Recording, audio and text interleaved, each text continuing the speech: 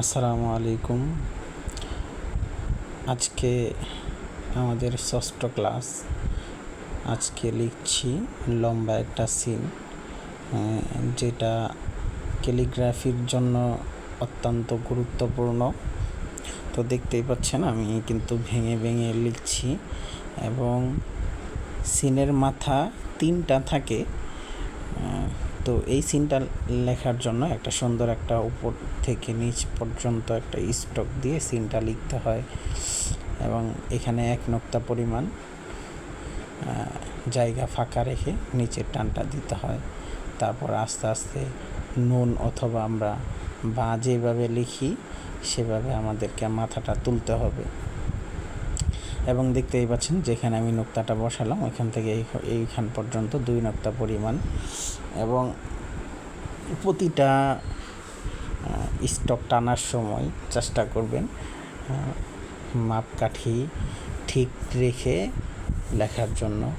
মনোযোগ সহকারে লিখলে বুঝতে পারবেন যে আমি কোথায় কয় নোক্তা দিয়েছি এবং কেন দিয়েছি, এবং নোক্তাগুলো মেপে মেপে যদি আপনারা প্র্যাকটিস করেন অবশ্যই আপনার লেখাটা আরও আকর্ষণীয় হয়ে উঠবে।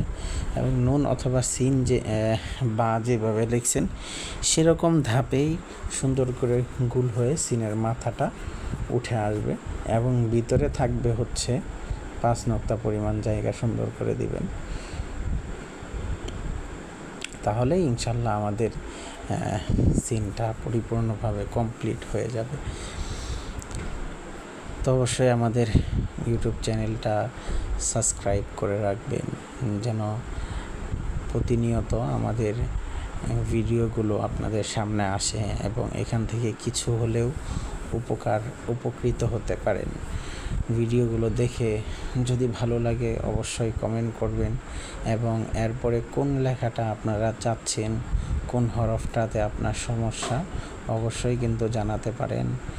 অথবা পেন্সিলে যদি কম্পোজিশন চান অথবা পেন্সিল কিভাবে লিখতে হয় সে বিষয়ে আপনাদেরকে ইনশাল্লাহ ধারণা দেওয়া হবে। তো সকলে ইনশাল্লাহ ভালো থাকবেন, বেশি বেশি প্র্যাকটিস করবেন, চেষ্টা করবেন প্রতিটা লেখা সুন্দরভাবে আমি যেভাবে এখানে লিখলাম প্রতিটা লেখা 20 থেকে 25 বার করে প্র্যাকটিস করার জন্য, এবং গ্লোসি পেপার সাথে রাখবেন।